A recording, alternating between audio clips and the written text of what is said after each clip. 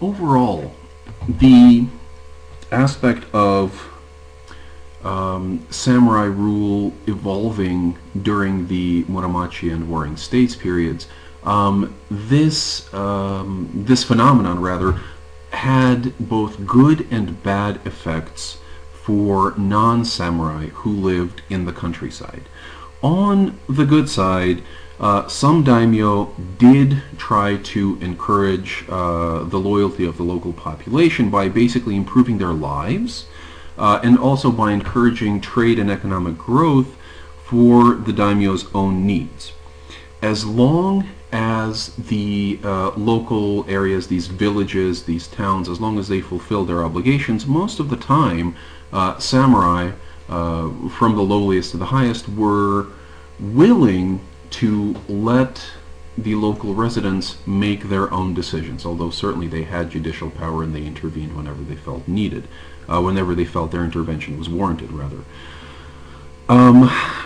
And this also, this Warring States period did also provide opportunities for social mobility through the growth of the economy, the growth of local businesses, but also through the possibility of just joining an army and working your way up to being considered a samurai. Plenty of commoners started off as people called ashigaru, basically foot soldiers, who we will talk more about during the next lecture, but basically conscripted commoners or volunteers who served in units commanded by samurai, and if they showed aptitude for the skill of arms, then they were trained further, and some of them became so successful, captured a head or two, that they were able to be kind of promoted to samurai status. That is to say that they became recognized as a vassal of some more powerful samurai, and then eventually maybe even made a name for them for themselves. And one person, Toyotomi Hideyoshi, would actually become ruler of all of Japan, a former peasant. There were some good things for non-samurai in the countryside. There were certainly bad things. War brought destruction, taxes, the demand for labor service to build roads or castle walls or irrigation projects or siege engines or whatever. Not everybody wanted to fight. Conscription was very bitterly resented by peasants. There was mass rape sometimes after battles, and all sorts of incidents of sexual violence and personal violence perpetrated by samurai who just maybe sometimes even happened to be just passing through an area. Small-scale incidents, large-scale incidents of violence, looting, and also taxes. The demand of daimyo and samurai for taxes was insatiable, and they insisted that taxes absolutely must be paid. There were also good and bad things for towns during this Warring States period. The emergence of castle towns as centers of consumption certainly benefited peasants.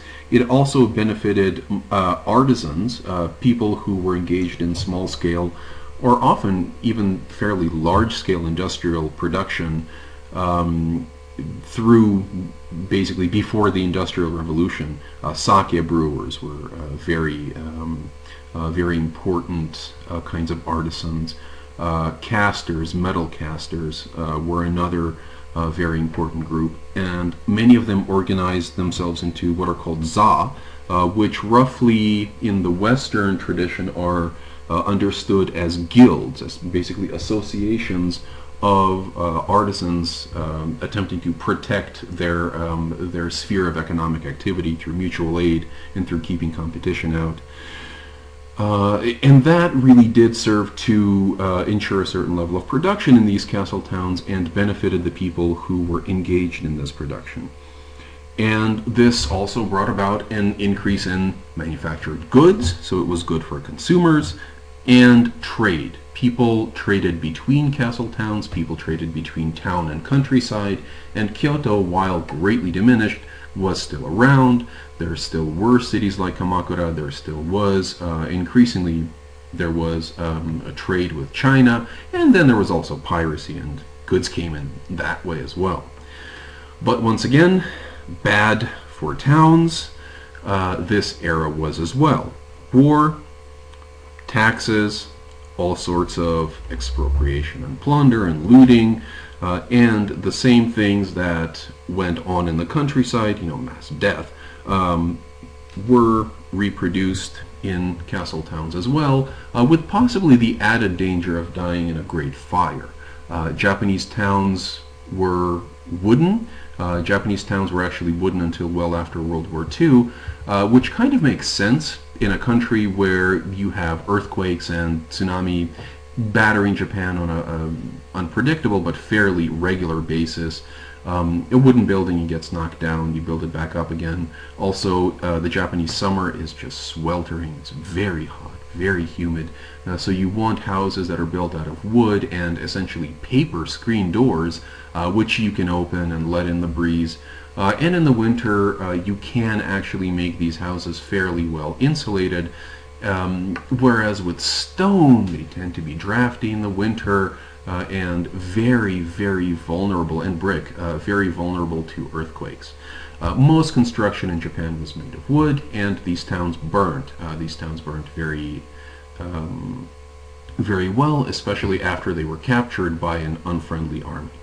So the Warring States period was a real paradox for people who found themselves under domination by these ever more assertive samurai, which on the one hand wanted to secure the loyalty and took steps to ensure, at least to a degree, the well-being of the people who lived on the lands they controlled, and on the other hand who ruthlessly exploited the local population as resources in their fight for survival against other samurai and then for domination of ever more and more territory.